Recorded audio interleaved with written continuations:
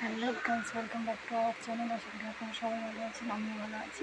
আমার বড় মশাই সবে ঘুম থেকে উঠলেন, এখন বাজে হচ্ছে 10টা। আর হঠাৎই মনে করলো তার অফিস আছে, সারা রাত জেগে সবাই মাত্র উঠলেন। পেঞ্জি বিছানাটা তুলব, বিছানাটা তুলে নিয়ে প্রচণ্ড ঘুম লাগছে। আজকে রস গরম পড়বে কিন্তু।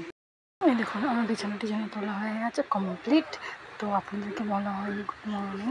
তো গুড মর্নিং, আজকের দিনটা যেন আপনাদের অনেক অনেক অনেক ভালো কাটে। আবার চলে এসেছি আপনাদের সাথে। এখন বাজে হচ্ছে প্রায় 8টা। এখন দেখুন আমাকে কি বিচ্ছিরি দেখতে লাগছে।